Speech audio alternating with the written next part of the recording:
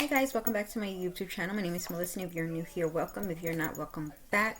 So if you're new here, I do post about missing children. So today I have a new case.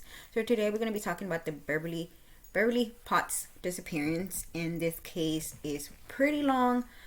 If you know, you've been here from the beginning, not all my cases are long, because some of them are really old and some of them are short, but this one's a little bit long. So let me just go ahead and start this case. Do not forget to subscribe, guys, and support my channel. So Beverly Potts was born April 15th of 1941, disappeared August 24th of 1951. Was a 10-year-old American girl who disappeared while walking home from a neighborhood festival event held in a park less than a quarter mile from her Cleveland, Ohio home. Despite instant publicly and repeated exclusive efforts to locate the child, both of the times of her disappearance in more recent decades, no trace of Beverly or identifying leads as to the circumstances surrounding her disappearance have ever been murderized. Foul play is strongly suspected, although not identity suspected has ever been defined. So there's no suspect in her case, even though the authorities do believe that it's foul play. The disappearance of Beverly Potts implemented the largest manhunt to locate a missing person in the history of Cleveland at the time. The case itself regards as one of the most infamous missing person cold cases in Ohio, and had been described by an author as one of the most haunting and heartbreaking mystery in the history of Cleveland. So let's learn a little bit about Beverly, who she is, and everything like that. So Beverly Potts was the younger of two daughters born to Robert and Elizabeth Potts. The family resided in a modest home in a middle-class neighborhood in Cleveland, Ohio, which her father had purchased in 1927. Her father worked long and in regular hours as a strange hand at the Island Theater in downtown Cleveland, whereas her mother was a homemaker. Her older sister, 22-year-old Anita, worked as a clerk at the National Cash Register Company. Beverly's father was of English, Irish, and Scotland histories, where her mother was of Organia industry. I don't know if I'm saying that right, but you know me and my English, y'all. So her personality with her parents and everybody that knew her, this is how they describe her. Beverly was the quiet, responsible, obtained child who was close to her parents and only sister, and who enjoyed music and dancing. She was tall for her age, and frequently nicknamed Rosebud by her mother. According to some accounts, by 1951, she appeared 1 or 2 years older than 10 years. Although she still enjoyed playing with children's toys, such as dolls, she attended Louis Gacy Elementary School, where she was regarded as an active and popular student who typically achieved B grades.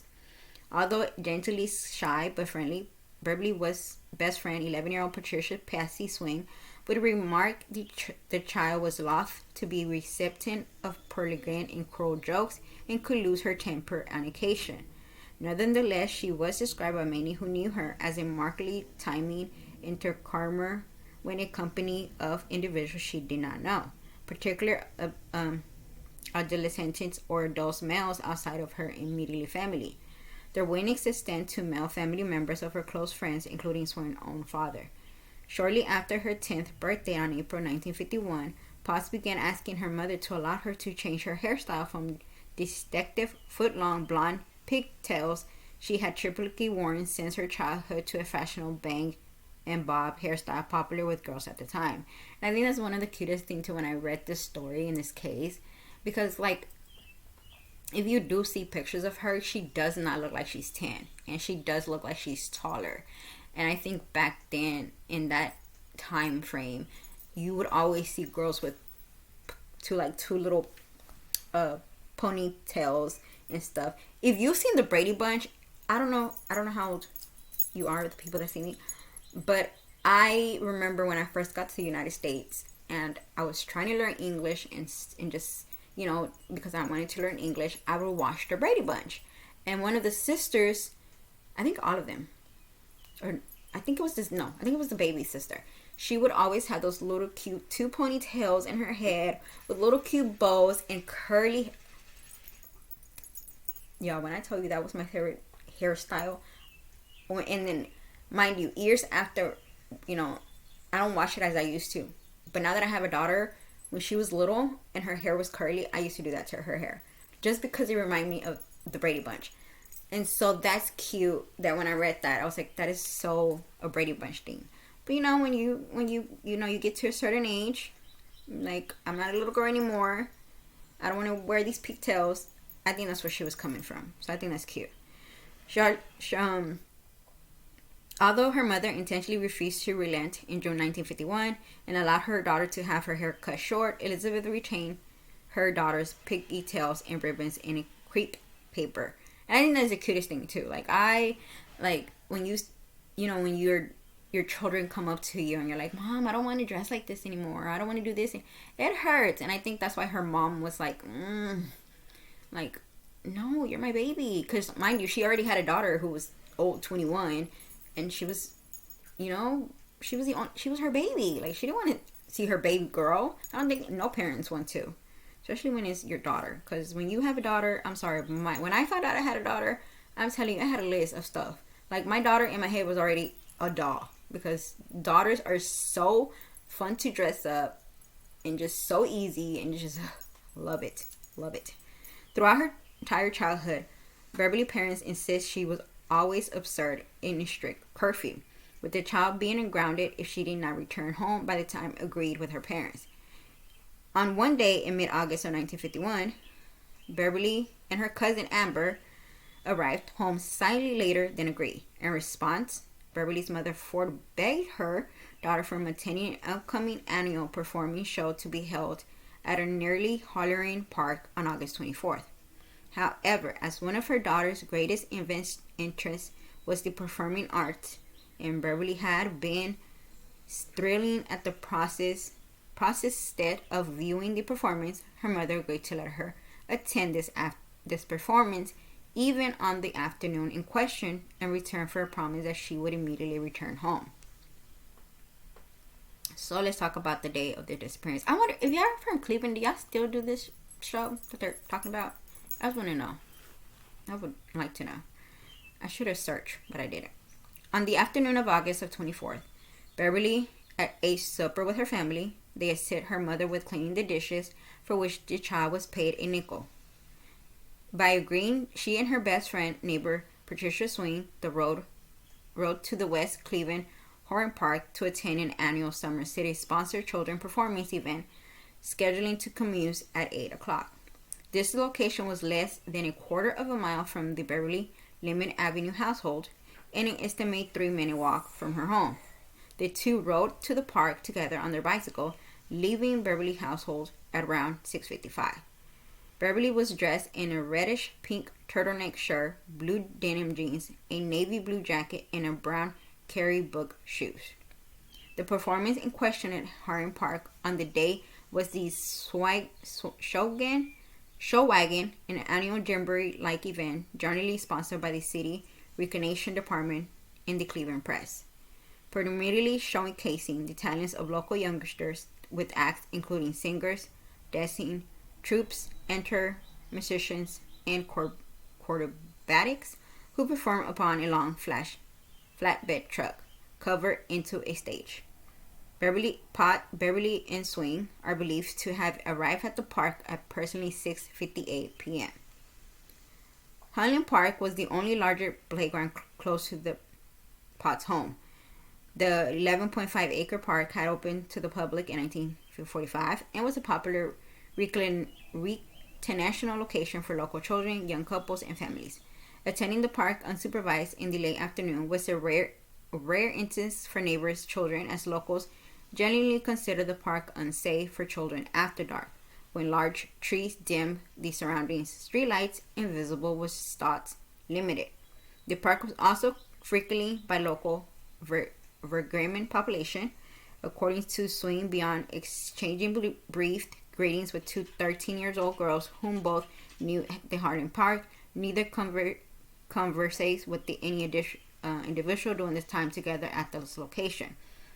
Their shared size of the crowd made navigating upon their bicycle awkward for both at 8:10 p.m., deciding it would be easier to many view on foot through the increasingly large crowd in attendance. The two returned to their homes to drop off their bikes, arriving at the park sometime before 8:30 p.m. So remember, they left from their house, they went to the park, they rode their bikes. When they got to the park, they noticed it was too many people in the park, that they knew that they would have not been able to move around with their bicycles in their hands or riding the bicycles anyway. So they left, they went back to drop the bikes, then they came back to the park without their bikes, if that makes sense. At approximately 8:45 p.m., Swing, who had promised her parents to be home before dark, turned toward her friends and suggested to return home before dark. Beverly, intrigued by the performance, refused, saying that she had been given permission to stay for the entirety of the show, which was not scheduled until after 9 p.m. Swing left the park and returned to her home, arriving at approximately 8:50 p.m.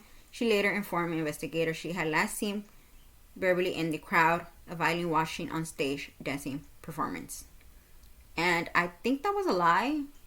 I'm assuming that was a lie because her mom did not give her permission to stay longer. I don't, they had a curfew and stuff like that. So by 9:30 p.m., the performance event had ended, and the estimated 105,000 people at the park had begun returning home. At this time, a 13-year-old boy named Fred saw a girl he believed to be Beverly walking diagonally across the park in northeasterly direction about 150 yards from the corner of Limit Avenue and West 117th Street.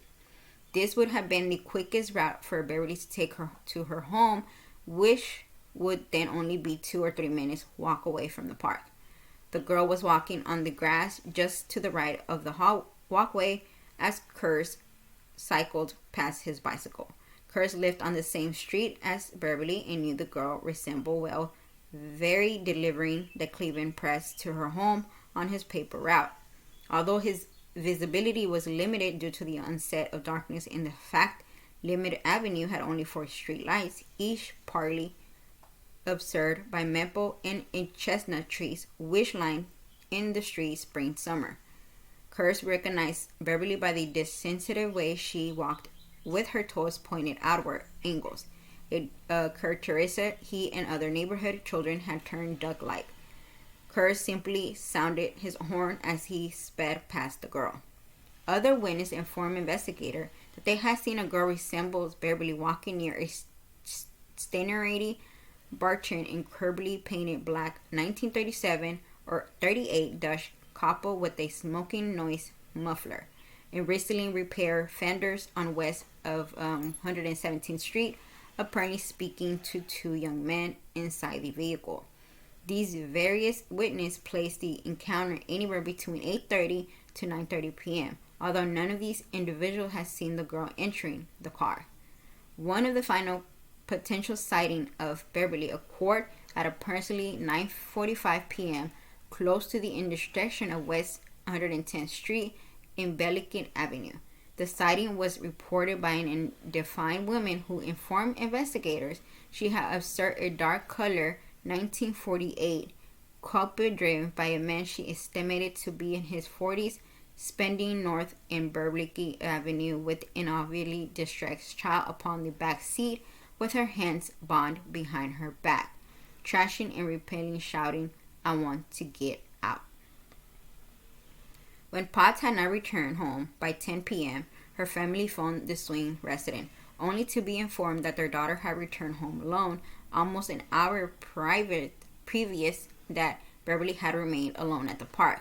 Her father and sister immediately began to search the area. Their search began retracing the environments of the route Beverly had taken to the Holland Park, then a search of the park itself. The family searched and extended to encompass nearly streets and location. The child may have been before the 2 returned home. Her sister then, fruitless, phoned the homes of Beverly's friends before the family visited the nearly homes of other close friends who did not have a telephone. On each occasion, they learned that their child was not at any of these residences. Apparently, 1 hour later, at 10:57 p.m., having found no sign of their daughter's sister, the distraught family contacted police to report Beverly missing. The first officer to arrive at Beverly household would do so shortly after midnight. A returning inspection of the property revealed the child was not hiding at the home, that her bicycle was still in the family garage, and she had not taken any clothing beyond those she had worn when leaving her home. Furthermore, her piggy bank still contained all her savings, including the nickel she had earned in the previous evening. Police immediately launched an intense effort to locate Beverly. Their efforts began by searching the local vicinity, questioning friends, acquaintances, individuals known to have been at Herman Park. By daylight on August 25th, a large-scale statewide manhunt to locate the child was implemented, and numerous suspects were detained and interrogated over the following weeks. The individuals to assume overall charges of the investigator were Detective Chief James McActor, appointed to head the investigation on the morning of August 25th. In later office, David Kerr. McActor assigned 45 officers full-time to search for the child. Their physical search was observed by numerous literally police and surveillance volunteers. Pod's family members were soon clear as a suspect, as an investigator rapidly determined that her home life had been stable and by all counts happy, and there appeared to be no reason for her to have run away. Furthermore, all three agreed to undergo and pass polygraph tests. Investigator also learned from Beverly's mother that on August 21st, her daughter was eagerly accepting of a family trip to the Liquili Beach Park, which the family had been scheduled to remark upon the morning after her disappearance. With assistance from over 100,000 volunteers, police implemented a large-scale search for the child. The search included door-to-door canvassing of nearly neighborhoods, tracing suspicious cars, searching near bank lots, sewer, and Westland on the use of 2 Silver Air Pearl plans to survive open railway cars and other potential areas of interest as far field as Underwater Park and reservation alongside the Rocky River. Creeks, swimming pools were also dragged. Drivers also researched Lake Erie, and members of the public outside the designated search radius were encouraged to search vacant lots and empty buildings. All these avenues investigators failed to yield results. An off-duty Cleveland police patrolman at Holland Park, Georgia, informed police he had observed 2 young men aged between 17 and 20 upon leering at a young girl watching the Swaggin performance. These 2 individuals had walked behind the stage and out of the girls slightly shortly before the conclusion of the performance. Another individual reported odd behavior at the park was a classmate of Beverly, Patricia, who informed police a young man had repeatedly thrust his hips back and forth in a manner soliciting intercourse as he had stared at her. These 3 individuals were never traced. On August 29th, the Cleveland News report police had arrested a strong suspect in the case, William Sells. Sells was a 25-year-old unemployed former serviceman who lived with his widowed mother on West 1116th Street. He had previously been arrested in 1949 for making sexual advances toward an 80-year-old girl in local movie theater. As such, he was known to police and locals alike for his unhealthy interest in underage girls. Yeah, that's nasty. Sells' name was given to authorities by neighborhood who report he had apparently boarded up his home the day after Beverly's disappearance and left the neighborhood. Having first borrowed a friend's car, a police search of his home revealed a load of .25 caliber and burial drawer. He was quickly traced into a hotel in Columbus and returned to Cleveland. Although 2 of Slade's friends gave him conflicting accounts of his movement that evening of Beverly's disappearance, any polygraph test indicated deception. When Slade was questioned about the child, he was released from custody when his 17-year-old girlfriend provided an alibi, which she claimed Slade had been making out with her in a car in Water Park on the evening of question. Media interest in the child disappearance was insane. All three statewide television stations and the additional devoted interest publicly to Beverly's disappearance and the outgoing order of her family, who granted several interviews in which they state that their belief that their daughter had been abducted and was being held against her will. He emphasized in one interview, quote, "She's being held by someone. Beverly is too shy to go along with willingly. She was so shy, nothing could have intended her to go with anyone. She's been earnestly warned about talking with strangers persons," end quote. Most news podcasts and newspaper articles were combined by the image of Beverly as a description of the child in her clothing, the circumstances surrounding her disappearance, updates regarding the investigation by the Tuesday following her disappearance, a police artist sketch of the children wearing the clothing she wore on the evening of her disappearance. All media podcasts and literature were combined by public appeals for the information, which investigators regularly providing updates as the process of their investigation. By the week following Potts' abduction, numerous potential suspects had been eliminated from the inquiry. The FBI had also distributed 22,000 circulars nationwide and a 150,000 reward,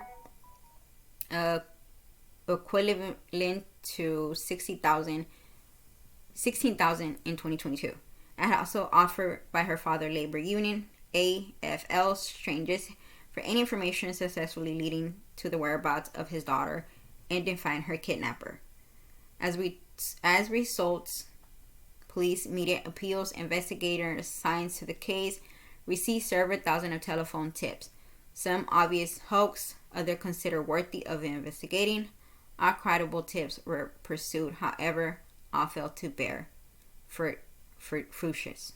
So they got a lot of, and I think with this case, that's one thing that with this case, not a lot of cases get, that this case got so many media coverage, because like I said, not all these cases, there's cases that I've spoken about and that I will be speaking about that do not get these many media coverage. And I think that's one thing that is, I think is important, not just in a children case, but I feel like in any case in general, media coverage, and now that we have social media, I think these cases need to be out more. And I think that's why when I started my channel, this is what I wanted to do.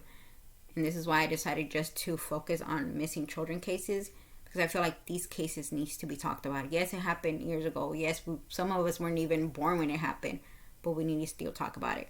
So here are the theories of what people think happened. So the days following Potts' disappearance, her investigator considered two scenarios, the most likely for the children absent. She had either been abducted for a ransom or to be subject to a sexual assault. All the mail to the Potts households was intercepted and scanned for ransom demands or distasteful hawks before a detective brought the mail to the households. However, no ransom note was received in the days of weeks following Beverly's disappearance. As such, the likelihood the child had been kidnapped for ransom was soon discounted. Investigators strongly suspect that the actual motive behind the child abduction was there before sexually, and that the operators was most likely local individual known at least by sight to Potts, and the child had almost certain been either forced into a car or lured into a home close to Helen Park. And I think, to be honest with you, I do kind of go with this theory. It had to be somebody that knew, because I don't know if you lived in Cleveland back then. Let me know if this was talked about, like this performance that was it talked about in, or just was the performance that was happening in the park, was it talked about in media? Like, did a lot of people came from another, like from far away that did not live in the neighborhood came to see it, or was it just something that only people in the neighborhood knew about, if that makes sense?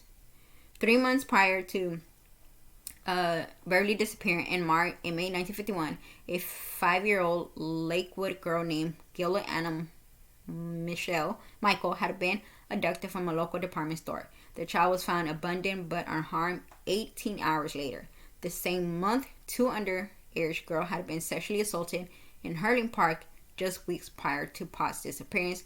3 local women had been sexually assaulted in location close to Beverly's household on August 26, all known sex offenders.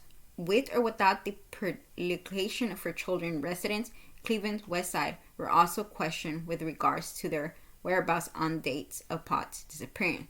All 65 individuals were eliminated from the inquiry. Potts was known to be markedly shy, especially around men. She was also curious of any strangers, male or family. Many senior investigators theorized the child had likely been enticed into a nearby house or car on her way home by someone she knew, phrased with the promise of babysitting job, or request to run an errand, with the abduction itself most likely occurring upon a moment of opportunism.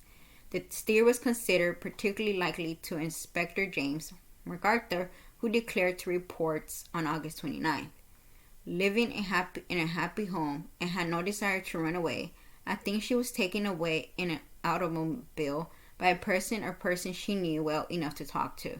Every bit of evidence in this case, every report, every conversation leads to the conclusion that Beverly obviously would not have gone anywhere with strangers. And like her mom said, she did not like to talk to men. Like, she was afraid of them. Like, men, unless there were men in her family, she would not talk to any other men. And she knew not to talk to strangers. One theory pursued in the months and particularly years following Potts' disappearance was the child had been killed by a neighbor and her body buried within or upon the grounds of one of the properties either on or near Limit Avenue, which the child had passed as she returned home from Harlem Park.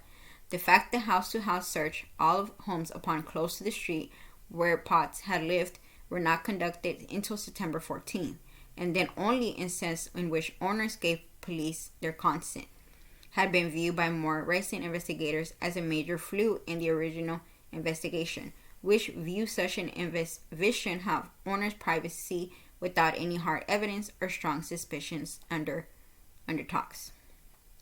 1 week after the disappearance of their daughter and sister, the Potts family issued a public appeal to her doctors, stating they accept the likelihood Beverly Hill was no longer alive and pleading for the return of her body in order that the child could receive a decent crystal burial, stating, quote, "We have finally come to the realization we will never see our Beverly alive again.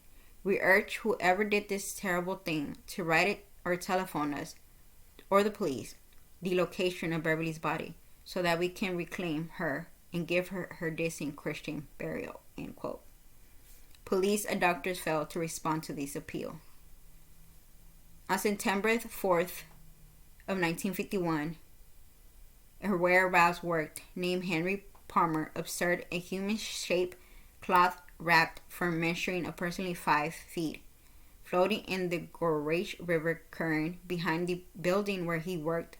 Palmer observed what he believed to be human hands and feet protruding from the edges of his bindle. His observations were corroborated by Miss Ada Scorn, who also observed a similar wrapped package, which she remained in a dam had been found with rope in the vicinity. Both individuals separately informed police of their sighting. Although the river bed was dragged, the bundle sighting by both was never located. By mid-September, press attention to positive appearance began to decrease. Although developments in the case continued to be publicized, the number of officers assigned fully time to the search for Potts began to gradually decrease. And in 1952, nonetheless, the case remained active, with the investigators remaining determined to locate the child or her body. By the following year, Inspector MacArthur publicly remarked that there was visual no hope of locating the child alive, although he continued to search for the child until he retired in 1957. The police car film system in place to cross-check information relating to Beverly's disappearance has expanded to contain 280,000 entries relating to potential public sightings, suspect tips. By April of 1952, over 102,000 of these records details potential suspects, and some of whom resided in states as far as Washington, each had been questioned and eliminated. Over 500 vehicles, either sighting in the vicinity of Beverly abduction or linked to potential suspects, had also been traced and their own owners alibi verified. In 1954, police arrested the middle grade age man, a 20-year-old woman, and a 24-year-old man on charges of peddling pornographic photographs. Individuals dispatched in the cache of size images was Purcell's girl bearing a resemblance to Potts. Although the individual citing the child was not Pot, her parents intentionally believed otherwise before changing their minds.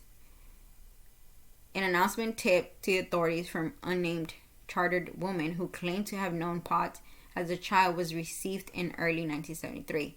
This individual claimed her friend's body was buried in the grease pit of a former auto repair shop, leading to an April 1973 search of what had once been an inspection pit of an auto body shop on West 52 2nd Street. However, the search proved negative.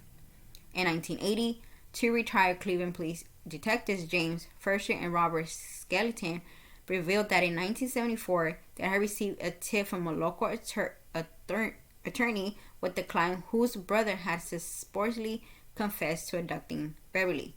The detectives subsequently found and questioned the brother, who they said had rapidly admitted to having lived near Holland Park in 1951 and making a habit of picking up and molesting young girls. The man did not remember abducting Beverly in particular, but said he had flash of memories involving a girl named Beverly. Forrest and Shackland were convicted, convincing the man was guilty, but the county prosecutor office refused to pursue the case, citing a lack of evidence.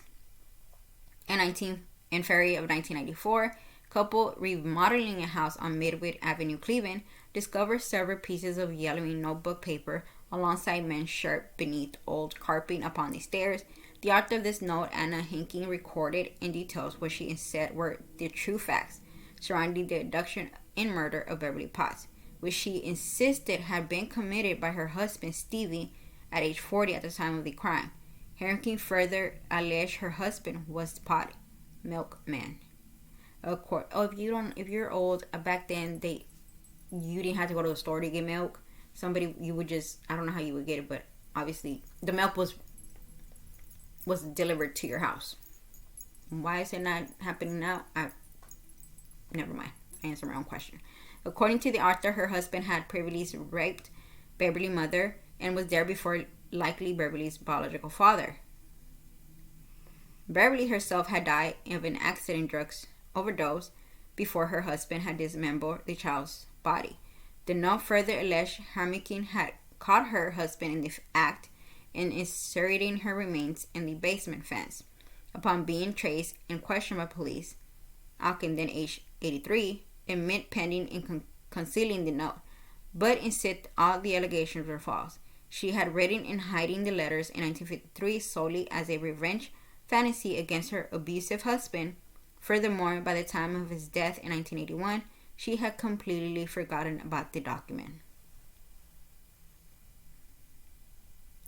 Beginning in July 2000, a series of handwritten letters were sent to the additional office of the Cleveland Plain Dealers, purporting to be from an alleged earlier man who claimed that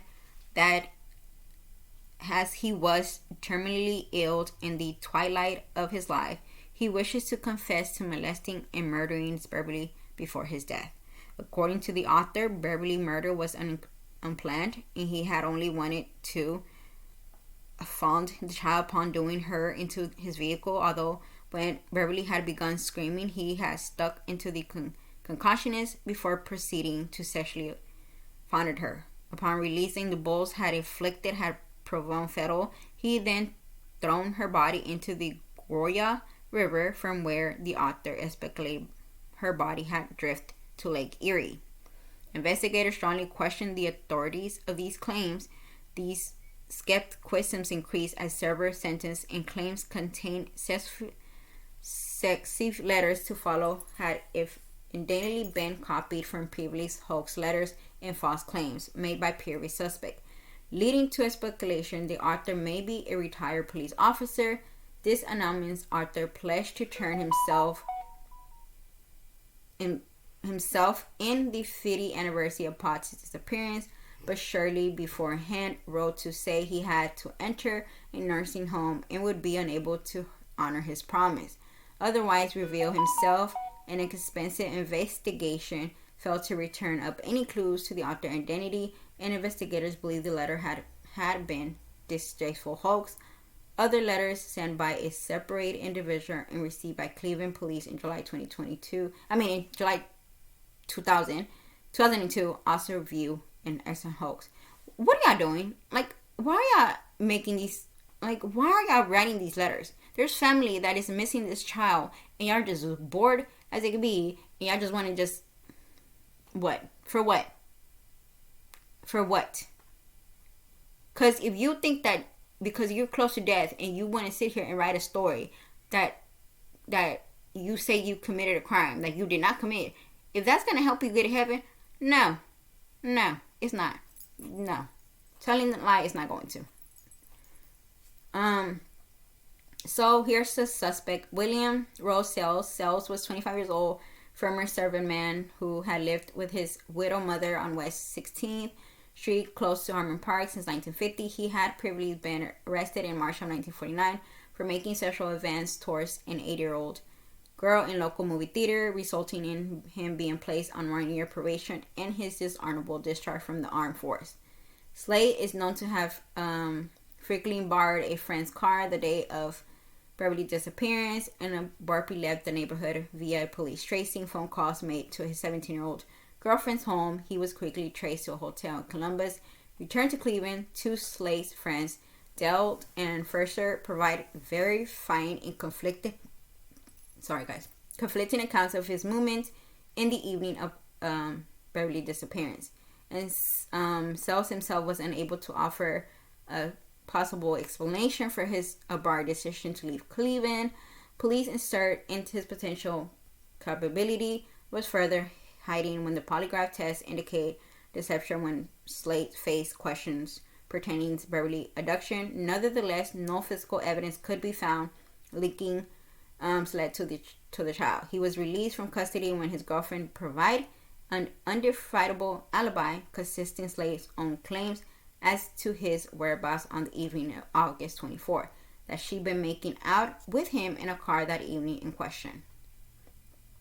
No survivor documentation exists to indicate whether the investigation into Slade continued after he was released from custody. He died in 1978. Davis was 52 years old, ex-convict. His name was Franklin Dale Davis. While attempting to extort a ransom payment from Beverly's family, having falsely claiming to have kidnapped their daughter and sister. He had begun conducting the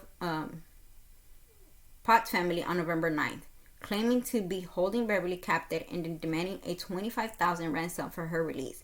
As opts to cutting the very sick child's throat, Robert Potts successfully bartered the anonymous caller ransom to $5,000 and agreed to hand over the money upon the promise his daughter would be released to her mother outside the terminal tower. Within 3 hours, against the caller instruction, Potts informed expert to Mark Arthur of these developments. Davis insisted in his calls to Robert that his wife Elizabeth should deliver the ransom sum alone to 750 Pross Avenue in the prelish time of 5:30 a.m. Although the undercover detective named Bernard Colony dressed as Elizabeth to appear in the call on setting operation approved by Potts' parents, and in which several armed officers were deployed at a direct location.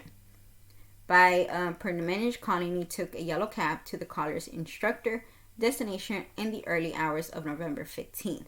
David was arrested at the gunpoint minutes later when all the caller had promised. He waved a handkerchief from far, instructing Elizabeth to approach and hand the ransom package to him, then leave the scene. After 7 hours of investigation, Davis admitted the attempt hysteration, claiming he had been strapped for money. He denied any knowledge of the abduction and was formally cleared by any involvement by police. Davis later pleaded guilty to charges of blackmail and extortion, for which he was sentenced to Ohio State Penitentiary. He was paroled in July 1st of 1957. Next suspect, Harvey Lee Rush. Rush was an impoverished 47-year-old drifter in Cleveland native who had located from his home city to Los Angeles on the spring of 1951, where he particularly worked at the hospital attendant. He briefly became a suspect in Beverly's abduction in December of 1955. Following his arrest for public instigation in Los Angeles, according to his official 3-page confession, Rush admitted to be murdering a girl in his home city, whom he claimed to have met at a puppet event. He claimed to have buried the girl in a shallow grave beneath a bridge spanning the Rocky River. The descriptions in Rush's confession were immediately apparent to Cleveland police. He incorrectly described his victim as being 12 years old, basically with shoulder-length brown hair, also insisting he had committed his murder in July of 1952. Whereabouts, Beverly was 10 years old with dark blonde hair, bought hair, had never worn glasses, and was last seen on August of 1951. Moreover, he could not give the girl's name or consistent description of her facial features or clothing. However, Rush had previously lived close to the Potts households in 1940s. Despite several skepticism from senior investigators, Rush was extradited to the Cleveland in December 15th. Rush recanted his entire story almost immediately after his extradition to Cleveland, saying he had confessed nearly as a way to ensure his truth to his hometown. Upon discovering Rush's confession, investigators were legally unable to detain him. Next suspect, William Henry Random. In January 1988, William Henry Random, an Ohio native and former carnival truck driver and Ferris wheel operator with an extensive record of child molestation convictions relating to young girls dating back to 1935, was indicted for the April 25th of 1951 murder of a 80-year-old Jan Mary Offer in Training, Pennsylvania. Offer's body was discovered in random carnival vehicle, and his fingerprints were discovered at the crime scene. However, he had fled the state by the time of the discovery of her body and assumed an alias. He was only located in Grand Island, Nebraska in 1988. By the time of his questioning about the Potts case in March of 1988, Randall was terminally ill. He was informed no further charges would be brought against him if he confessed to Potts' murder and revealed the location of her body. Randall refused to make a statement, admitting or denying his culpability in the case. Sir, look, let me tell you something, sir. You about to die anyways. Okay?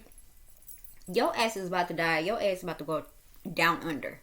So why didn't you just confess? Because you ain't going to heaven. I mean, you confessing was not going to help you go to heaven, sir. You just about to go down under. Okay? You were about to go and burn. So you might have just had, if you did it, you might as well tell. And another question, do y'all not do background checks on people that y'all hire to work on these festival things? Because kids, mostly kids go there.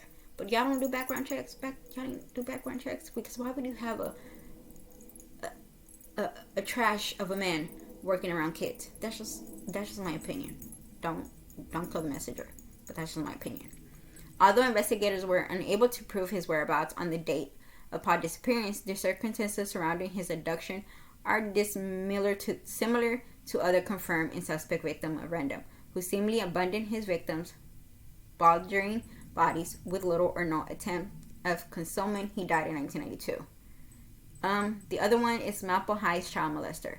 The unnamed individual first became known as an investigator as a suspect in Potts' abduction in 1974, following a letter sent to Cleveland lawyer by a client who named his own brother as the individual likely responsible for the child's murder. According to the author, his brother had extensive history of sexually molesting female children, had flew to Cleveland in 1966 after being indicted for abducting 2 young girls, but had recently returned to Maple Heights. He had also recently confessed to his siblings to having kidnapped and murdered a young girl close to Harmon Park in the early 1950s. An investigation into the suspect's background revealed numerous arrests for child molestation, including time served in the Ohio penitentiary for sexually abusing a young girl in 1951. He was arrested apparently 3 weeks after his brother had sent a letter to authorities and freely admitted to having resided close to Holland Park in the early 1950s and to have frequently toured district in the search for underage girls to molest.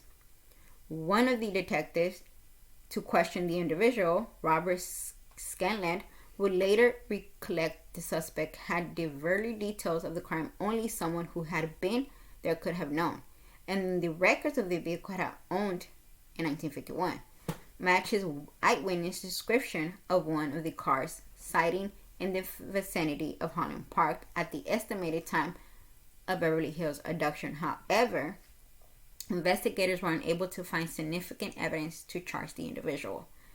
This vast a majority of contemporary records pertaining to actual investigation relating to this subject had been lost, likely having been taken from case files by investigators and their inquiries into the June 1980s abduction and murder of 8-year-old Maple High School girl, Tiffany Pash, and never returned to their apparently archives.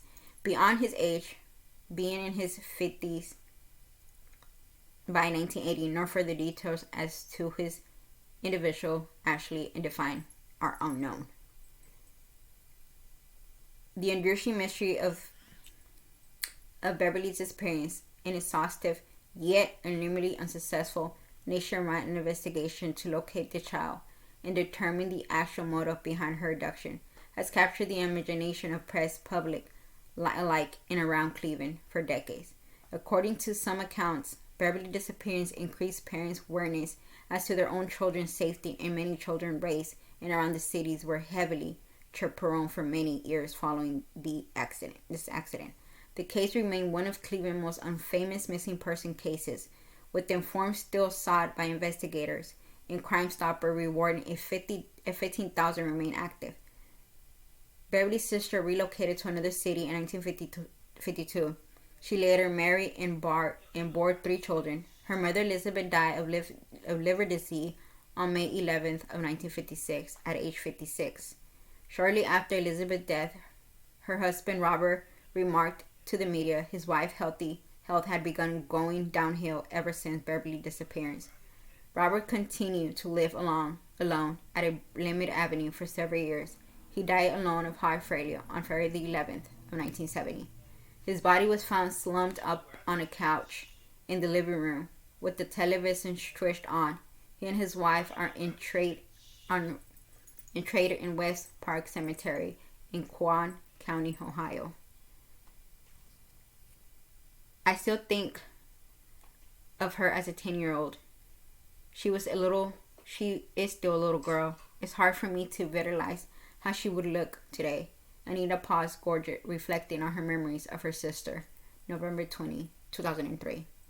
In a 1991, Potts' sister Anita unveiled a memorial stone to her sister directly alongside the graves of her parents.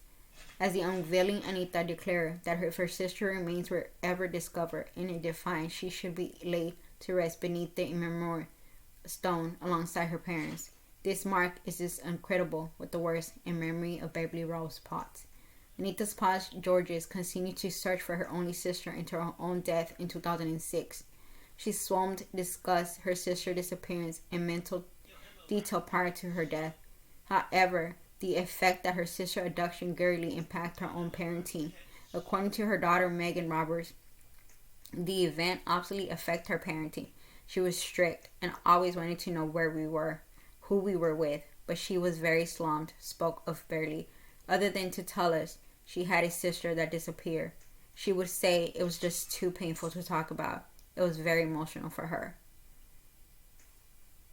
And they have done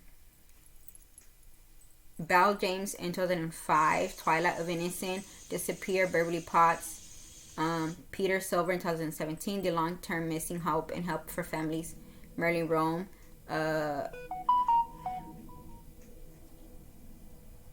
They've done a documentary on this case. It's just so many things they've done, and has been one of my longest cases that I've ever uploaded, and I'm glad that it was long, just because this case breaks me. It breaks my heart, because this case had so much media coverage and nothing. And it's like nothing. I don't, I'm just so confused. I usually know what to say. I like to give y'all my theory, but I just don't. I don't have one. I don't have a theory. All I know is that what we have to do is keep putting these stories out. Her parents are gone. Her sister's gone. Not knowing what happened. And it sucks. And it's to me, it's kind of like I said, not all kids cases that I will be covering or that I've covered, they don't get this much coverage.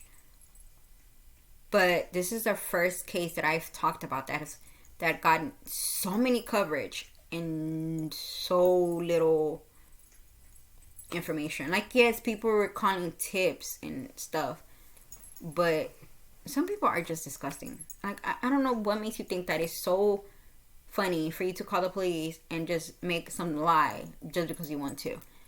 And then this woman who wanted to get back her husband and just throw him under the bus. Like, ma'am, you could have gotten your husband some other way. You did not have to make this family suffer because you were mad at your husband. That's not an excuse. But I really hope that we get some answers. I feel like it had to be somebody that knew what was going on in the park, and that knew. I also want to go to it. It had to be somebody that she knew. It could have been one of her friends. What about if it was one of her friends' relatives? It could have been one of her friends' brothers, sisters. I mean, not sister, brothers. Something. It had to be somebody that knew the area and knew what was going on and lived in the area. And I just hope that one day we get answers, and that her parents, well, her family gets answer, and they could bury her next to her parents and her sister. And I couldn't imagine her mom just not knowing where her daughter is at. And I've seen cases of parents that were sick when their child went missing, and once their child went missing, everything just went downhill after that. And like, it's just something that I don't think I could ever imagine myself going through. And I don't know how parents do it. And this is why I do what I do. I am so passionate about talking about these missing children cases, because I want family to get the closure that they deserve. And it's just so sad knowing that we just don't know what happened to her. And I hope that one day we get the answers, and that her family gets the answer that she deserves, and that they find her body and give her the proper burial that she does deserve.